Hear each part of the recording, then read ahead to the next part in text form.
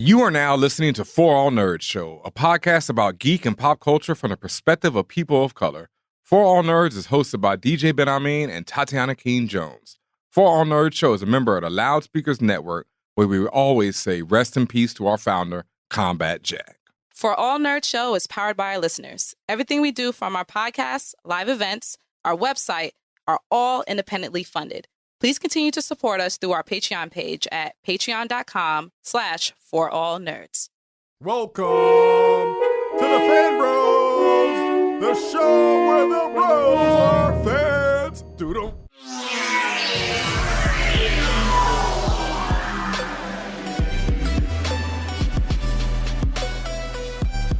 And what's up, y'all, and welcome to the Lack of Us podcast.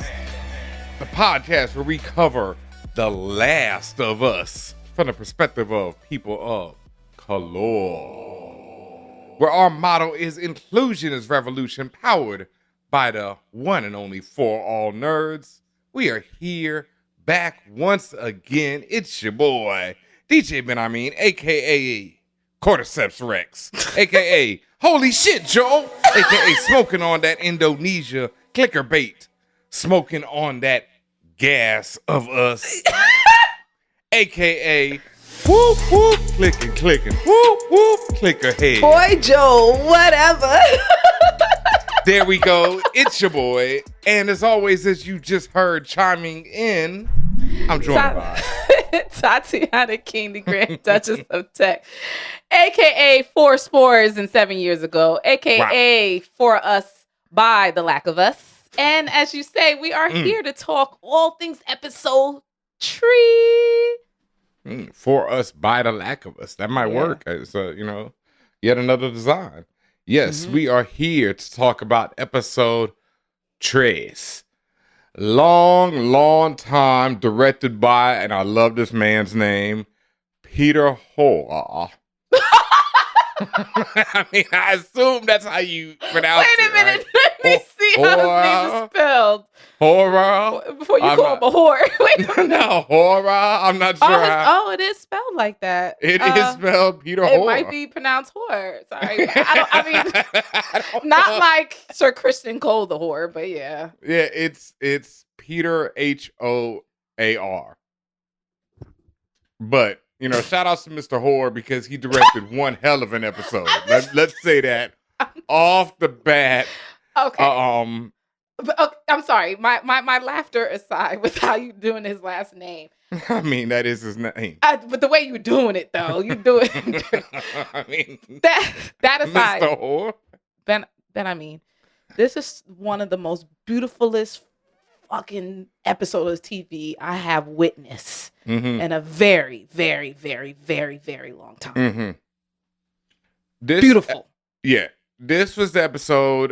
If you follow me on Twitter at DJ Benhameen, you will have known that when I watched the first 2 episodes in real time with everyone else, I was like, yeah, whatever. This is cool. I don't know why y'all hyping this like that. Because this is just, it's all right. It ain't bad, but it ain't the best. And then, when we dropped a review with Rodimus Prime, shout out to Rodimus, of the first 2 episodes, I had to admit that I actually enjoyed the first 2 episodes a little bit more than I thought. But at the same time, I still had my same issues with the show and with like zombie genre type shows and content in general, whether it be books, comics, whatever. They usually have the same problems that they, don't readily address, I guess. And or just don't take the time out to address things from like the perspective of people of color or the perspective of, just other people. Or like I mentioned on the first 2 episodes, people who aren't just out to murder each other all the time. Yes. That's a problem because I do not believe humanity is inherently evil. I do believe that humanity is absolutely inherently good and will work for the benefit of others. I just believe that we live in an evil system that forces people to be evil. So I like to see when those systems are removed from people, or people who already realize that those systems are evil, and once those systems are removed, how do they act? And not the people who just are like, well, let me just murder the rest of the people. Well, I mean, there are people who are like, I mean, you know that. I mean, Yes, but there are look at also stuff called the purge. Like, but once the shit is major- removed, how do people be acting? But see, that's the thing. That's what I feel like. I feel like the purge and shit like that is kind of exaggerated, because I do not believe if you said you can go murder someone, everyone is just going to go murder someone. I know I damn well ain't. I know who might. Not everyone, but there are going to be a subset of people. It's not going to be a small minority. Sorry. I actually believe it will be a small minority, and I believe the majority of that minority is the minority who's been doing all this all over the world for all time. True.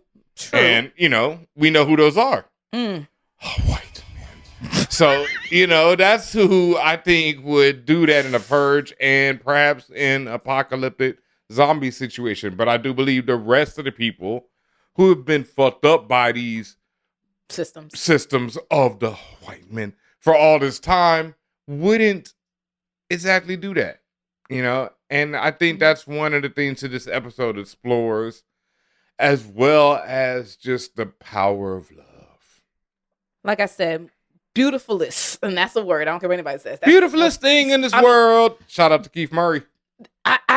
I'm still I literally just watched the episode, so I'm still extremely emotional about everything I saw. Like, I did not expect to be crying like that. Like, man. And to be feeling like this is one of the things, like, you really have I mean it helps, and there's different levels and different facets of love. But if you've ever really truly been in love, this hits on a different kind of level. Listen. Like, and there's different, as I mentioned, different forms of being in love. Yes, there's the familial love, when you love for your family, your mother, your father, all that other stuff. There's a love for a partner. Like, there's, but I mean, this is particular ones about the love for a partner, and also someone who comes into your life unexpectedly. And not just unexpectedly, but when they see you. And when I say see, I don't just mean the physical with your eyes. I mean, see you for who you are, see your essence, see your being, recognize you for who you are intrinsically. And if you've never experienced that, I really hope you do one day, because it's the most incredible experience and emotion that cannot compare to much else, of anything. So this episode explored that very thing, and it showed, just truly a most beautiful partnership and relationship. And it had me in my feels, like the way I'm even talking about, like, if I sound so like wishy-washy and deep about it, because that's how I feel. And like, this just goes back to what I said in our previous review episode with Rodham. It's like, the writing on this show is phenomenal. And the way that they're able to pull so much energy of emotion out of you in a very short span of time, that's masterful. I knew nothing about these people. Didn't think nothing about when Nick Offerman, he plays Bill, he appeared on the screen. I was like, all right, why do I care? And then 5 minutes later, I started caring. And then it just got deeper and deeper and deeper till I couldn't take it no more. Well, just like you said, Tatiana, I had no knowledge of any of this. I haven't played the game. Rodimus revealed to us that this character, Bill, played by Nick Offerman. Offerman. Yeah, I want to get that right. Offerman, who is, one of my faves, one of everyone's faves, Parks and Recreation, on down the line. I love him. He had a classic cameo in The Good Place. A lot of Parks and Recreation people show up in that, for that matter, but just great character actor, always delivers. But I knew nothing of Bill. But those who played the game, from what I understand, have met Bill, but I do not think, we'll get this confirmed, but I'm pretty sure. Is this the same Bill from the game? Oh, it's the same Bill from the game, but I don't think you get this level other than reading and past stuff, because the game follows, as we know, Joel and Ellie. So it doesn't, they meet Bill, I think, and Joel already had this relationship with Bill, as we see in this game. But we don't see this backstory. Yeah, we don't get to see everything about Bill, and especially about Bill and Frank, played by Murray Bartlett. And tears. Like you said, I had nothing. I didn't know nothing, and I'm just watching it, And even when I'm watching it, I had to actually run out of the room for a second. So when I came back in the room, I missed, like, I saw Joel and them walking, right? And I saw them talking about the bodies in the graveyard and why there was a graveyard right there. Mm-hmm. And I was like, oh, that's ill. And then I ran out. And so I didn't see the connection of how they got to Bill. And so I watched it again. I rewound it afterwards and watched it again real quick. Watched that little scene. I saw, and that was brilliant. That was so beautiful. Like to go from the corpses to the woman, because then you know that her baby dies with her. Yes. Which is like fucking brutal. Yes. Like you saw the rainbows. I was like, that's a child, but a baby. Yeah, but then you see it's such a heroic and ill introduction of Bill, because you get to know right away, oh, this motherfucker ain't here for that, bullshit. My man said, take your New World Order Jat boots with you another day. He already knew how it was going down. And I immediately liked him. Immediately. You love him immediately. And that's, once again, brilliant writing, brilliant acting, brilliant directing. Right away. Whap, whap, whap. Because you love this dude immediately. And that was another thing about the episode, too, because it's funny. Because when it started, I'm sitting there and I'm writing in my notes. I'm like, no cold intro. What's going on? Man, this episode might be whack. Nope. I'm like, no, you get it. Yeah, and then they flip it. It's a cold intro with them, and then it just flips completely. So when I come back in the room, my man Bill's cooking up, and I'm like, I didn't know shit at that point. I didn't get to see everything, but it didn't matter. Right away, I'm like, oh, this nigga cooking it up in the Holocaust. I'm like, oh, I like this dude already. You know what I mean? My man chefing it up. He's sitting there tasting the meat. I'm like, okay, I'm fucking with my homie. It's so funny. And then, I see how he got dude in the hole and everything. I'm like, all right, Bill ain't playing, but Bill ain't no fool. Bill, keep the gat on my man whole time. So I'm loving Bill right away. And then, this relationship between Frank and Bill starts developing. And I'm fucking, when he lets him in the house, I'm like, this nigga Frank gonna kill Bill. That's what I'm going. And I'm gonna have to reach through the screen and kill Frank, because if he hurts Bill, you know what I mean? And then right away he's like, nah, man, I ain't no hoe. If I'm gonna get down, I'm gonna be here. We gonna be together for a little bit, is what he said. I mean, I just want to go back to that. Yes. Ben, just about that intro of Bill, and it's interesting because Joel called him, like, during that meeting when they first met, the flashback to when they first met, Joel called him a prepper, and he said, I'm a survivalist, right? Yeah. And it's interesting because those are the types of people, and that's my own biases, if you will. Those are the types of people where I'm just, especially you have the don't tread on me flag. My initial thought is, okay, this is some racist hick out in the corner that, would hate someone like me. But then the layers start to unravel, right? Like, okay, he's a survivalist, as he likes to say, but there's some other parts of him. And maybe this would be someone that I could actually, he don't really like people like that, at least not at the time. But maybe it's someone who I could have, be friends with, because he has Bill has a lot of the, like, personality traits and qualities that I vibe with. Like, he don't fuck with people who, he don't know like that, especially not in that type of situation.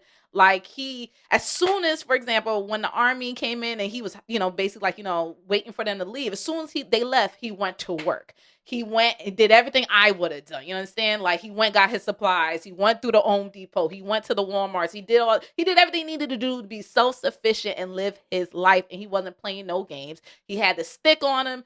It was like, let somebody come in that bitch. It was up. And I love that about him. Like, he was prepared. He did everything to prepare. He was not prepared, though, for love.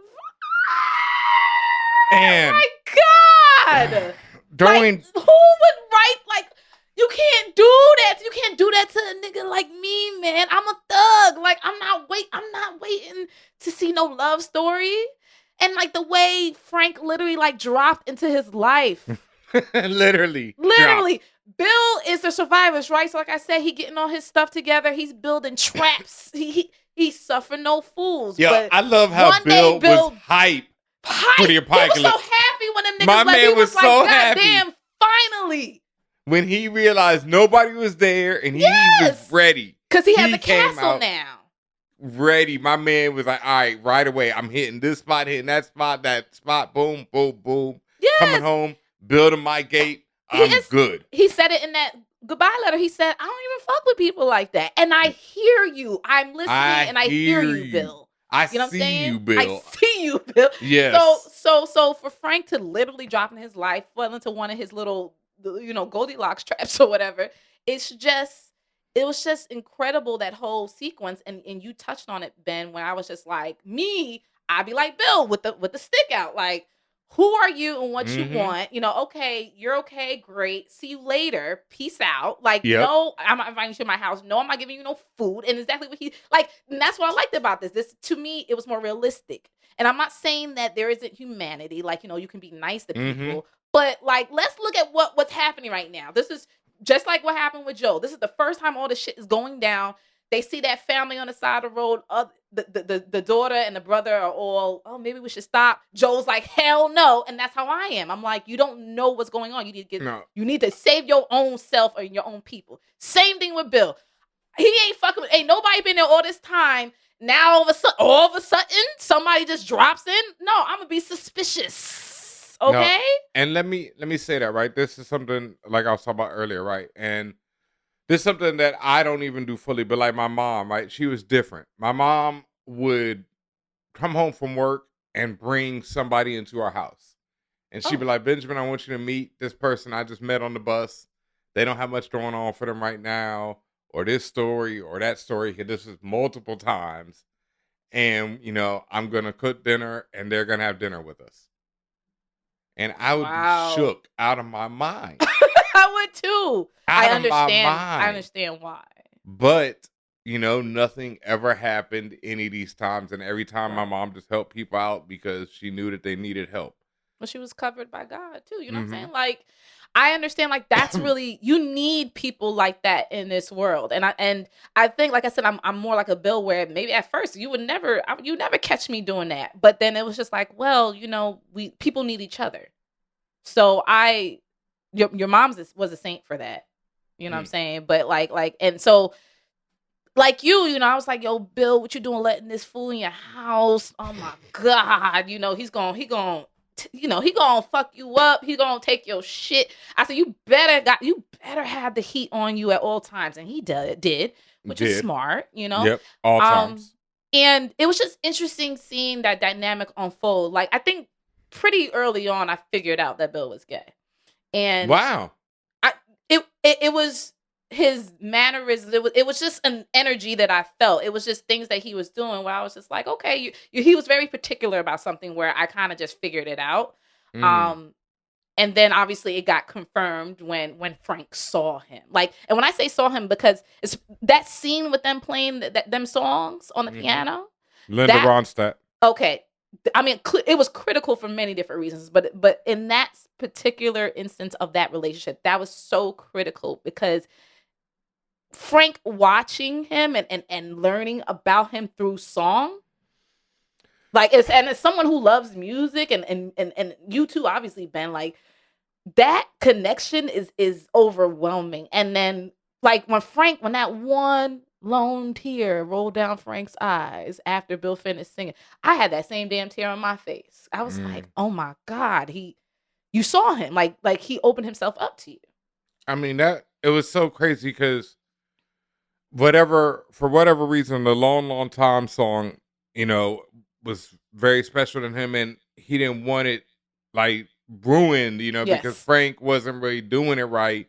he was sucked. Yeah, and then Bill came in with this ill, mournful rendition of the song, and Long Time has lyrics like, love will abide, take things in stride, sounds like good advice, but there's no one at my side. And time washes clean, love's wounds unseen.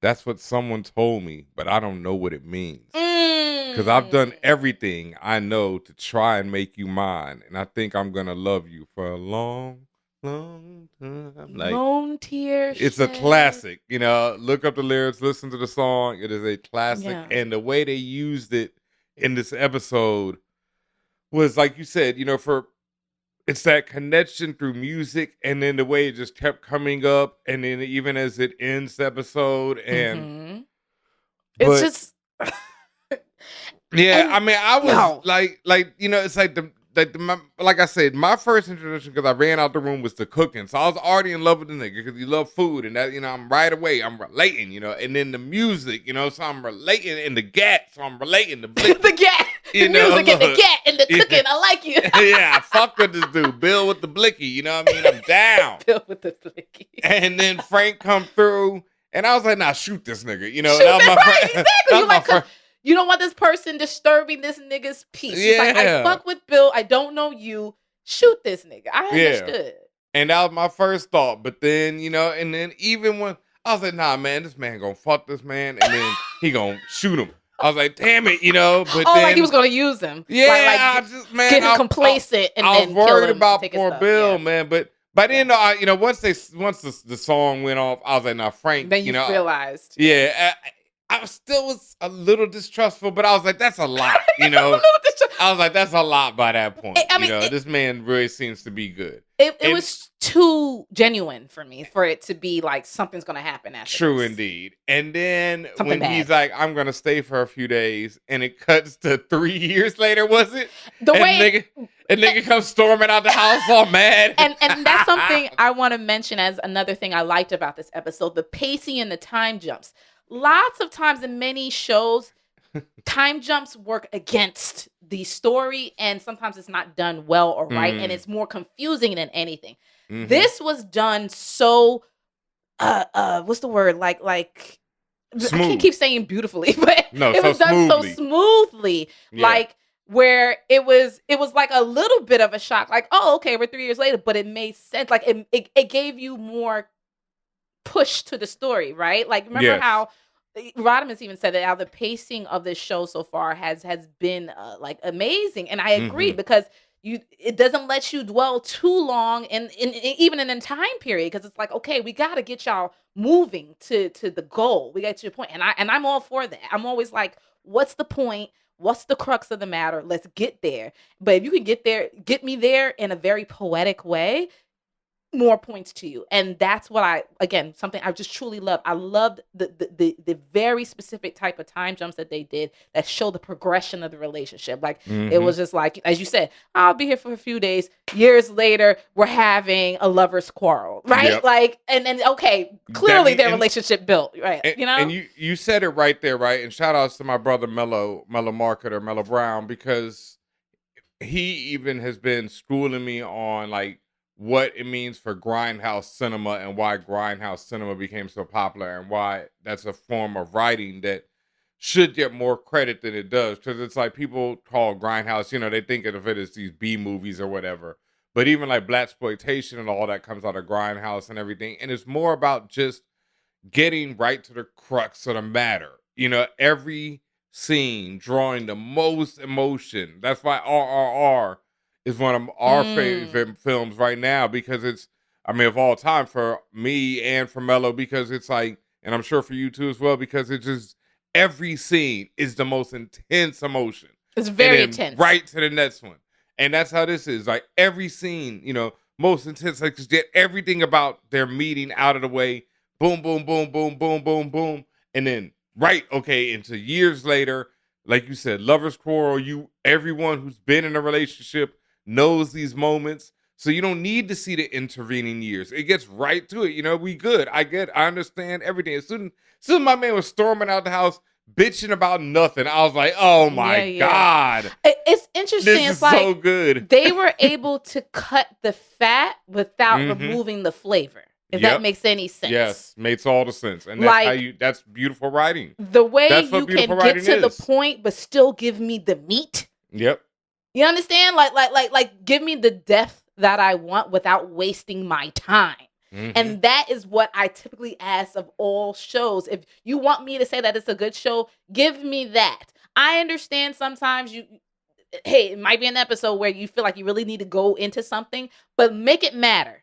That's all I ask. And they have fucking done this in spades in the show. This episode was an episode where they went into something that had nothing to do with our main characters. But it does. But it does. And then it also just has so much to do with, humanity and the story they wanted to tell. So much heart. So much heart. And then again, just this relationship, just that even that first kiss that they have, like it was just so goddamn beautiful. Like because I recognize that, you know how we like, oh Bill, we like, oh yo Bill, shoot that nigga, you know, we all like that. But to see Bill crumple, like he crumpled, like he let go, like he's been literally and physically building this wall to fuck everybody else. It's about me. I'm gonna keep my shit alive and keep myself alive and don't worry about shit else. But to have someone not invade your space, but end up in your space in that way and just love you immediately, like almost basically, but love you immediately like that and recognize you and understand you like that. And that makes you get, like, especially as someone who's you're a tough guy all the time. If it's done that perfectly, you give up. Because it's just like you're tired. Like, you could tell that man was tired of being alone. He was tired of... I'm so tired of being... He was just... Right. Like, he was... I'm so tired. It was like, oh my God, finally someone who gets me. That shit... Man, listen. That shit hit on another level. And that's why I was like, God damn it, they did it.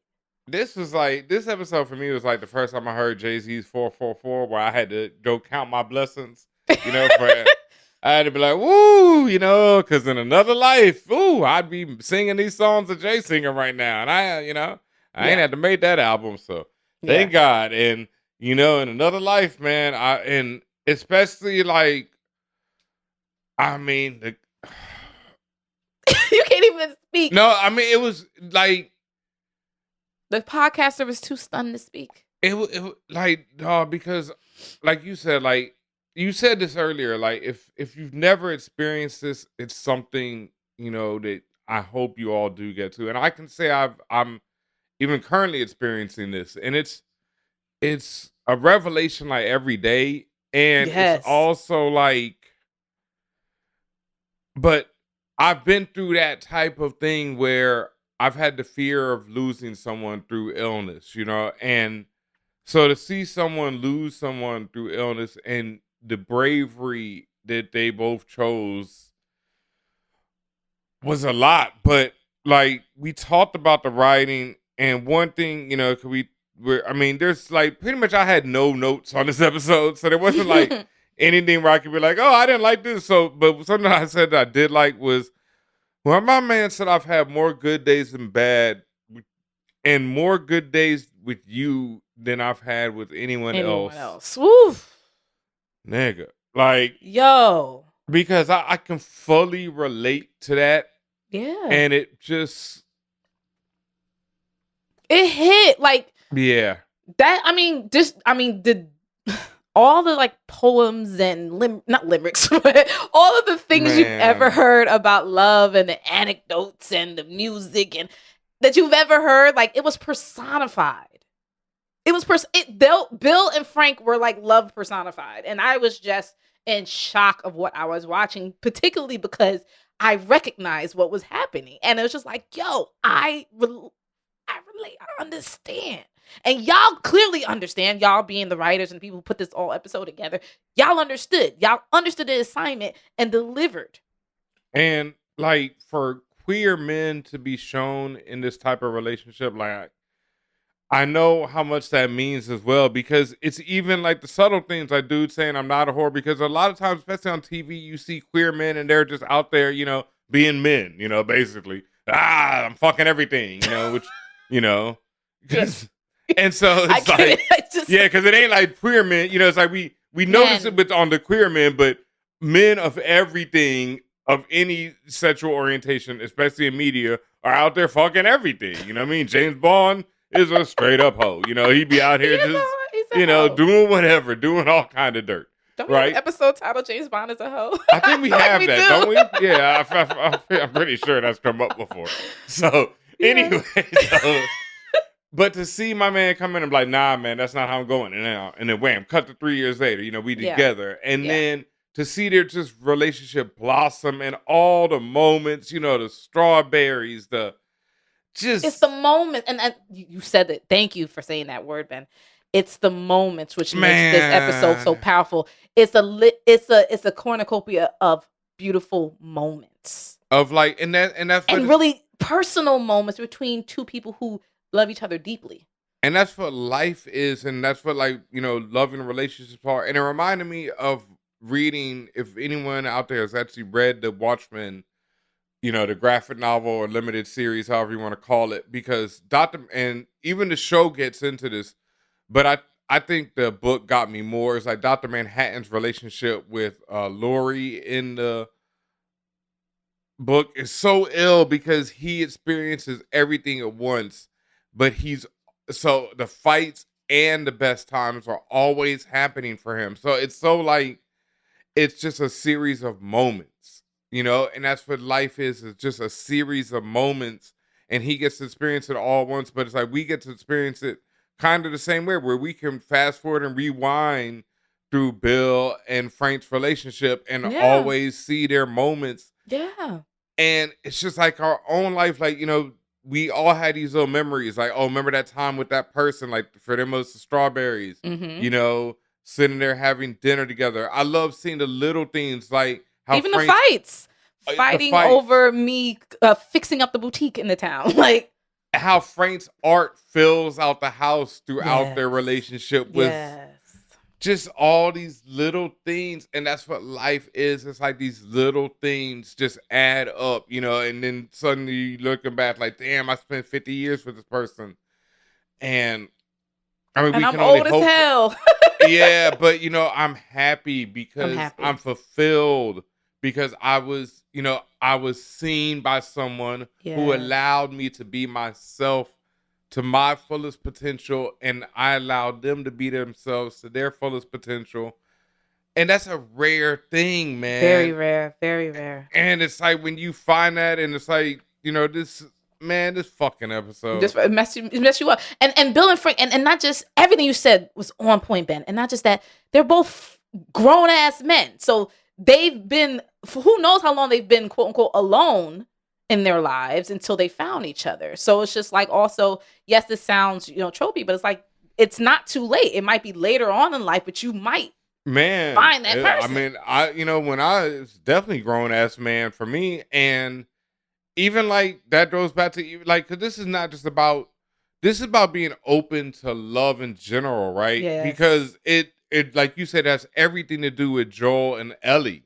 It's like, who aren't in love like, Bill and Frank, but it's about them having to open themselves up to the idea of loving each other in a different way. And it's like something I made a post about this recently. Like, I met Mello, when I was a grown ass man, when we were both grown ass men.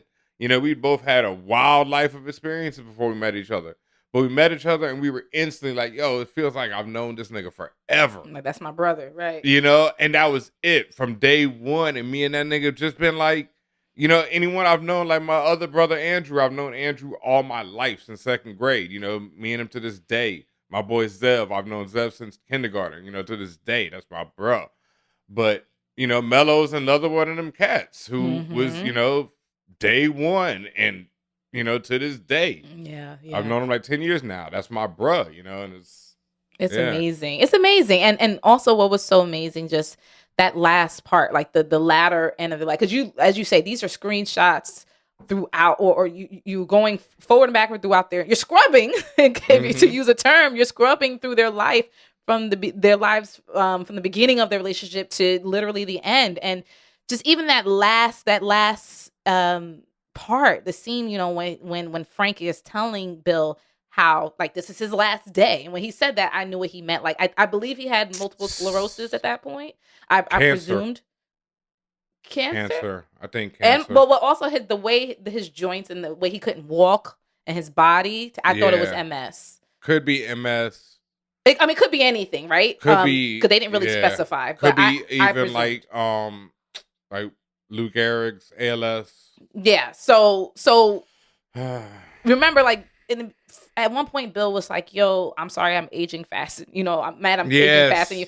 And then, Like they changed the scene and everything flipped. It was like, oh wait, no, Frank's in the wheelchair. the flip of Bill being shot, and you think Bill's Bill gonna being die. Yes, and then, you're right. That's how it started. Bill being and then shot. Frank's in the wheelchair in the next scene, and it's like, oh wow. And it's years later. They're much older. Bill's still being a caregiver that he's giving. But yes, that last part where Frank is essentially narrating to Bill how this is gonna go. He goes, look, this is my last day. This is what I want. You're gonna make me happy this day, and then you're gonna help me go to sleep, for the true death, so to speak. And from that point, I was like, Bill is not letting this nigga go by himself. I knew that. Yeah. Bill is going out with him. Mm-hmm. And I understand. And Bill said it, and you alluded to it. I don't even know you realize you alluded to it. Bill said, I'm old. I'm satisfied. Yeah. He said, I'm old. I'm sad. I got my person. I was living for you. I did my job in keeping you safe. One. And that goes back to, that goes all the way, and that's why I said it's still related. It goes back to Joel. What was one of the last things Tess and them that said, protect her, save who you can save. And then Bill saying, even, and it keeps getting repeated in different ways. Bill saying it into his essentially suicide note to Joel, saying, save who you can save. That is your job. No, but he says save Tess, and since you can't save Tess, but he says, what did Tess tell you? He said, save who you can save. Right, and he. You can't but my save point Tess, is, that's your job, right? Yep. Like he said, people like us. That's why we're here. Yep. We're here to save people. We're here to keep, and it also reminds me of, in that strawberry garden where Bill told Frank, he was just like, yo, I never used to be afraid before. Afraid of losing. God damn, that hit me so hard. Yo, losing Frank, but yo. Yeah. Okay, we gotta. They gonna make me cry again. There was. I'm struggling not to, You're struggling. Let me talk about some other things that I saw that, I'll ask people who also who play the game, but it's funny, in our review of episode 1 and 2, I mentioned how this is probably the best or one of the best, at least in recent times, video game adaptations I ever seen. And we made mention of, back in the day type adaptations that were horrible, for better, for worse, the Street Fighters and the Mortal Kombat and those other stuff. And it was funny when I was talking about, because I said Mortal Kombat. Was there or was there not that Mortal Kombat arcade cabinet when Ellie and Joel went to Joel's little hideout? Mortal Kombat 2, actually. Shout outs to Mortal Kombat 2. My fucking favorite joint of all the whole Mortal Kombat series. Okay, and because she said Melina, and like when the cat, she says Melina. She has the teeth, and she comes out in 2. That's when she first appears. Right, and so for Ellie, and again, I don't know if that's in the game. I just saw that shit at Madfest. It's a very you did. It touches on what I had said about video game adaptations and the fact that it's kind of a wink as well, because Mortal Kombat has been adapted several times over, even in recent times, and. For better or for worse, what's your boy was Jax. So Eggs, your boy Eggs from True Blood. There's blood under my fingernails. Talk about a terrible adaptation. But my point is, like, I thought that was it's kind of an Easter egg / wink to like other games and video game adaptations, and there's other references there too. So I just thought that was cool. And we talked about like where it's less of a complaint and more just of observation of the usage of tropes. And even though it's stuff that we're used to, like, the whole zombie genre tropes that keep coming up, horror movie tropes, it's still done well. Like, one thing I didn't mention from the other episodes was like that whole don't walk in there trope, like that. Or I hear a sound, I'm going to go investigate. Like, nigga, why are you going in there? You know what I mean? I gotta give it to Ellie though. One thing I loved about it was in the intro, right? She goes downstairs and immediately she puts the trash can up so she can get the fuck out of there. Yes. So she get her exit strategy first. Okay. Yes. But I was still mad at her for going down there in the first place. I was mad at her for going down in there, but she's a young girl who don't give a fuck, Clearly. So I just don't give a. It reminded me of like Sarah, when Sarah was like, when the dog came to, busting on the window, like, hey, yo, let me in, in the first episode, when the dog was banging on the window asking her to let her in the house. Well, you always let the dog in. Of course. But the fact that she went and investigated after and No, going that into was niggas' I didn't houses, understand I that was one just either. like, please don't do this. Like, No, even the please don't do dog that. was like, don't go in Nigga, there. the dog was not going. It's Yeah. like, nah. See you know what I'm saying? that was a point we didn't talk When about. animals that in are last one. scared, why the hell is you going? No. There is never a time I'm going anywhere if my dog ain't. And my dog, you know how they say, who can see ghosts? Kids and animals. Or Yep. ghosts are bad things, right? If one of them two is not with it, why are you doing it? Nigga, that you know, we was talking about Terminator on the other episode. Like, look, if your dog, Terminator, what did they have against Terminators? Dogs. The dogs knew a Terminator right away. Yeah. Another thing we didn't mention that I want to mention here, because it also applies to Ellie in some ways. We don't see or know what's going on, what happened per se to Sarah's mother. We only see Sarah and Joel and no mom. And I don't recall seeing it, and I may have missed it. I don't recall seeing any like pictures up or anything like that, or anything to indicate that the mother was in their life. So whether that was a situation where like the mom was in her life, or maybe the mom passed, or anything, there's no mom involved, right? There's no mother figure involved. And I keep noticing like the mother figures keep getting removed out of the situation. So I just thought that was an interesting thing to point out. Well, that is the thing. There has been a bit of stuff where it's like, I don't know how it's going against, like, has the violence against women, because Tess being taken out in the first episode or second Well, she was taken episode. out in the game early, so. Yeah, but that, it's like, do you have to do do you have to have her taken out while she's getting, suck-faced by this vegetable monster? Ugh. It was just gross, but it was just might have been a little unnecessary there. Yeah, but I don't know if I have the answer to that question you posed, but like, I just think that was important to mention. Like, I just realized, like, there ain't no mom. It's like the Disney princess syndrome. So, was there anything else that, I don't think that, I can say that we didn't like, or is there anything else that you wanted to mention that you did like? I mean, this is like, I loved everything. I loved everything.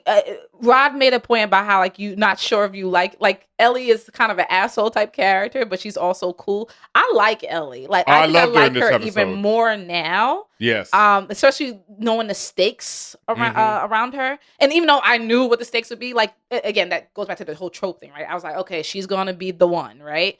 Maybe they're gonna surprise me as we continue down this series. But I was just like, oh, okay, so she's immune. She's gonna be the key. Something's gonna happen. All right, got it. Mm-hmm. But still, it's also a feeling of, well, what's up with her? Because it's like using that scene when she went down into the lower levels, and she was like examining the spore monster infected, or whatever the nigga is, the infected. And she was examining him and, like, cutting it open, looking at it, and then stabbing it, right? And it was a little Children of the Corn for me. So I was like, oh, what's going on? Like, and you had said it too, when, like, I thought it was cool, but you was like, you thought that was weird how when Joe beat the bricks off of that soldier, that Ellie was just like kind of excited by it. So I'm just like, is there something about this whole violent stuff? Like, what's this about? Ellie is fascinated by life and death, I think, and by having not seen enough of it, by leading a very sheltered life, but then being exposed to, like, oh, you're this savior and stuff. She wants to see what things are about. To see the world. I mean, she saw how excited she was being in the car. He was like, put your seatbelt on. She's like, what the fuck is a seatbelt? The fact that her wonder with planes, she said, you were in the sky. But could you imagine that? Like, never, I'd flip out. And you would hear about it, your whole life. Oh, there's cars. You've probably seen one at some point driving around, but you've never gotten to actually drive around. That's, something we... Yeah. It's things like that we take for granted that are so magical. And because I've been in places because I've been incarcerated, like, the first thing when I came home, I was like, let me get in a fucking car and just drive. You know what I mean? Something you couldn't do before. Yeah. Yeah, and it's things like that. And it was just like, I wanted to have that feeling of being in a car moving because I hadn't in so long. And so she never has. Yeah. So that's, How did she know what the cassette was? I'm sure, once again, she's probably seen one, because that's something, all right, because those are the type of things that would still be around versus CD players and shit, because they're mechanical, and all it takes to make the sound is to actually move the tape. Yeah, the tape through the heads. So even if you just spin it, with your hand, you can get sound from tape decks. So Mm. people would figure out ways to make tapes play. So you So think that's it's something. just okay? And also, like she said, she's been in school. So there's things like that So she certain would have. things she knows, certain things she don't. So she knows things, but she hasn't seen things for herself. Okay. And a seatbelt probably wouldn't be something that was mentioned. But like I say, a cassette, I feel you the same way. But that's something that I also understand that cassettes would be one of the last things that people would use to make music and things of that nature right Okay. now. So All right, because I it was all in the understand. same scene of her wonder, and then immediately knew to put the cassette in the little Yeah, slot. So yeah, pushing it, but why not? it was like, how you know that? But no, I didn't. And I didn't bring that up to be like, oh, a gotcha moment. No, it was just something that I just thought was also cool, and just within the realm of understanding Ellie as a person. I didn't have any complaints. I mean, I don't really know if I'm gonna ever have a complaint. If everybody keeps going like this, I'm not gonna have a complaint, and that's not a bad thing. You know what I'm saying? Like, I mean, I want to be able to be very have some critical analysis of what we're watching. I'm also very happy Yeah, and very pleased with what we've seen so far. I am too, because I don't think you've even started yet, but coming off the high of Andor and the surprise of how good Andor was, I was like, oh fuck, it should be 2 years before the next season of Andor comes out, so there should be nothing of that level in 2 years. Now, I'm not going as far as saying that Last of Us is on the level of Andor. I really think Andor is just on another level than most TV I've seen in a long time.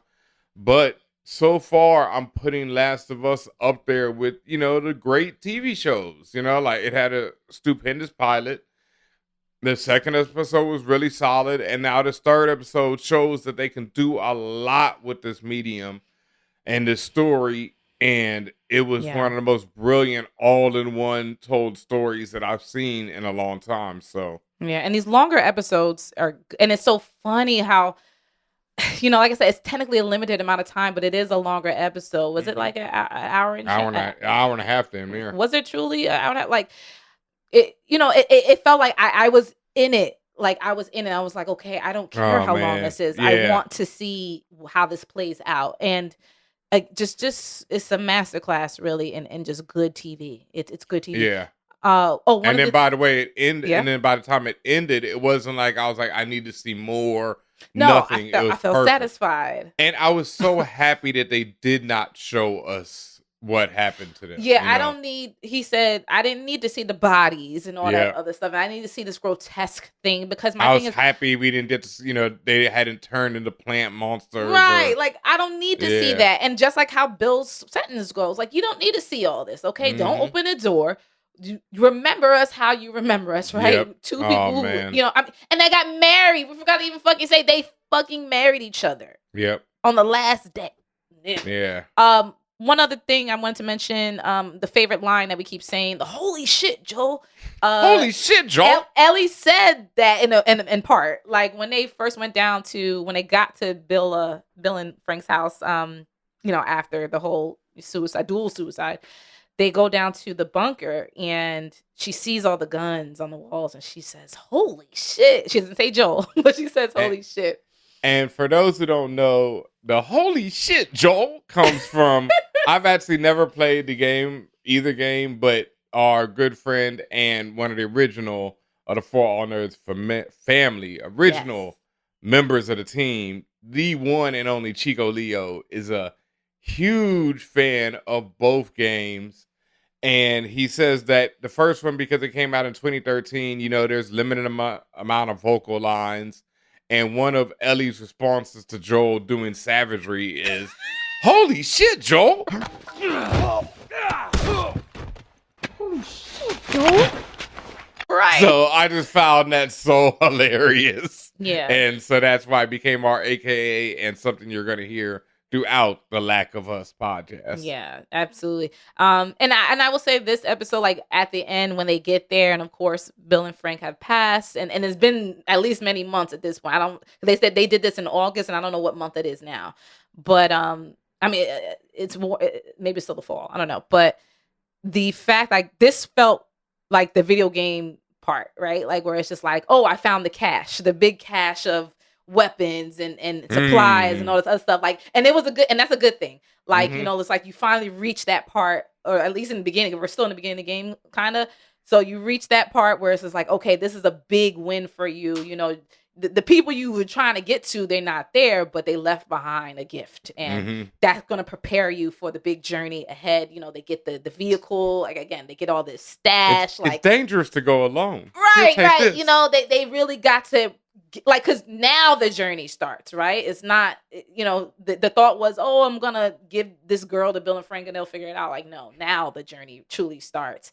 They're going to go out west to Wyoming and this other lab, and it's about to be a mess. I already know. And I'm here for the mess. And again, I'm just here for the really, truly poetic way that they're going to do this. If they keep going in this direction, this shit is going to, it pays off. It's feeling like this time we're putting in is paying off, or like immediately. And that's probably also why I like this show so much.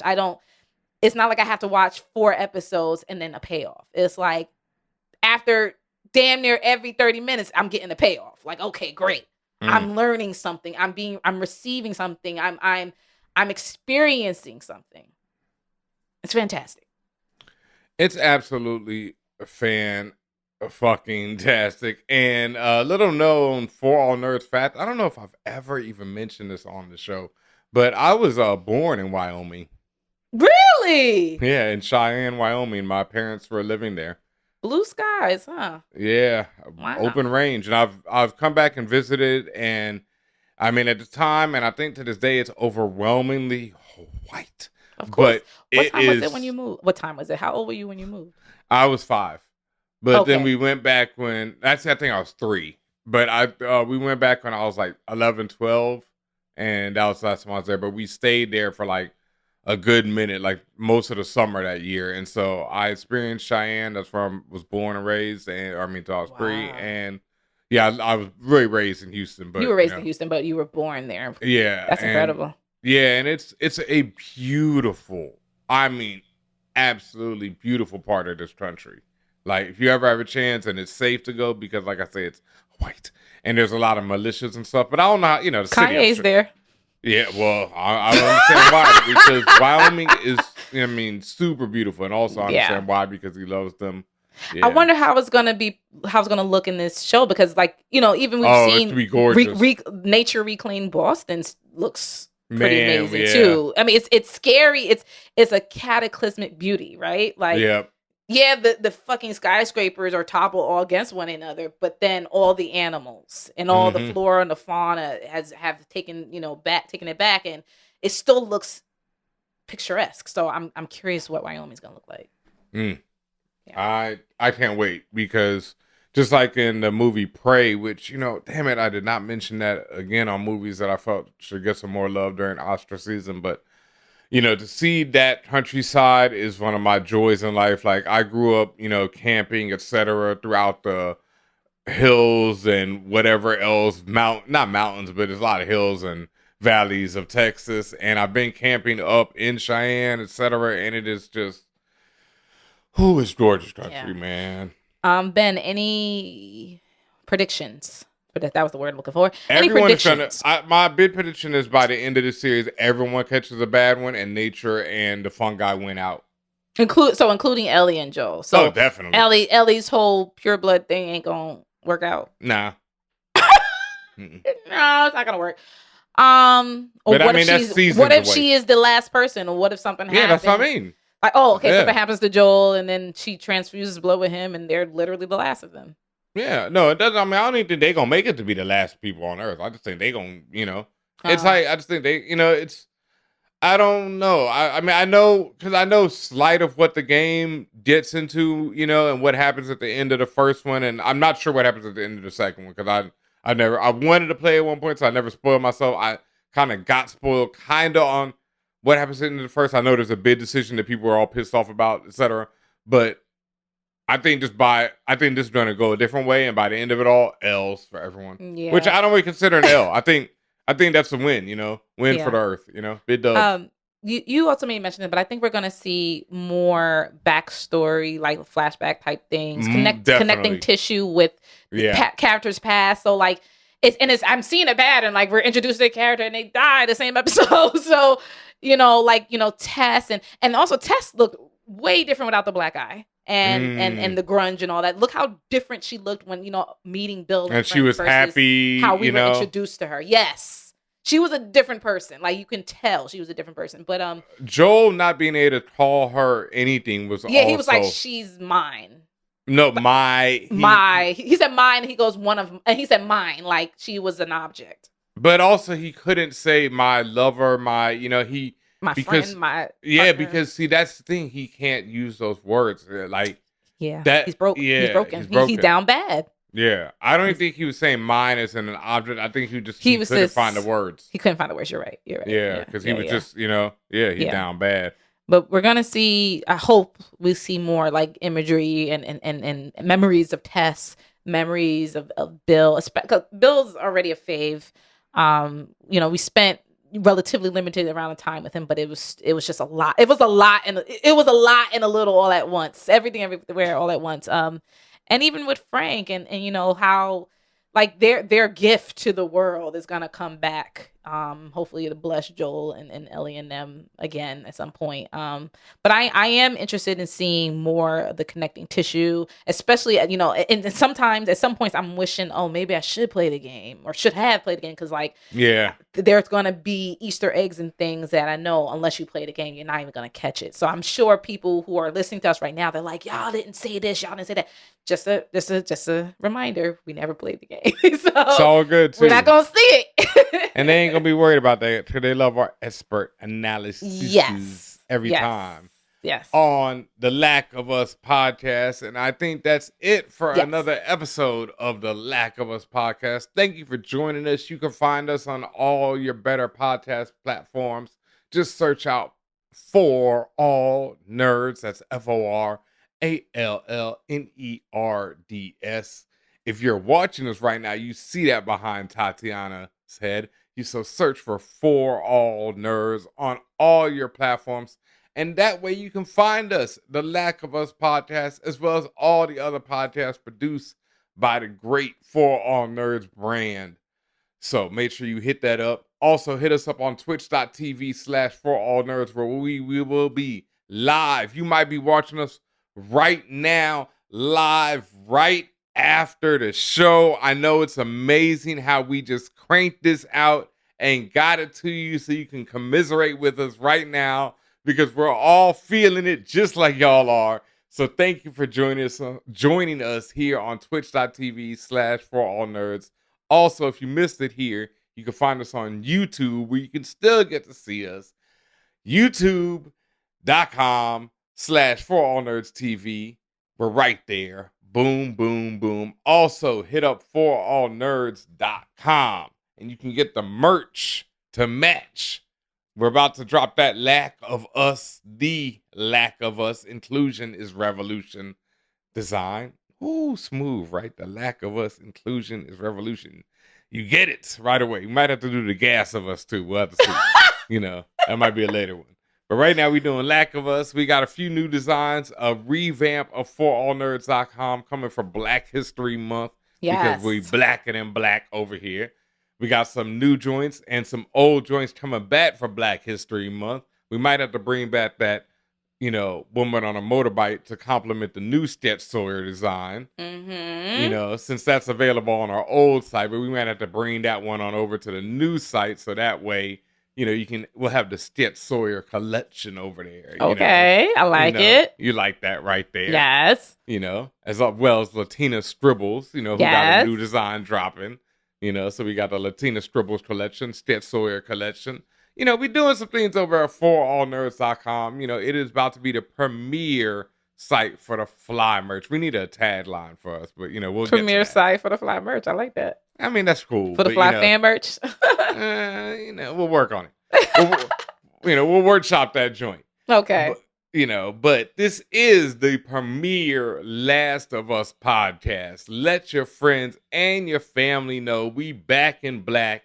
For those who missed us on Castle Black, who needs the blackest of podcasts. The Lack of Us is here for you as we are discussing The Last of Us. And we will be back next week, same time, same Twitch channel.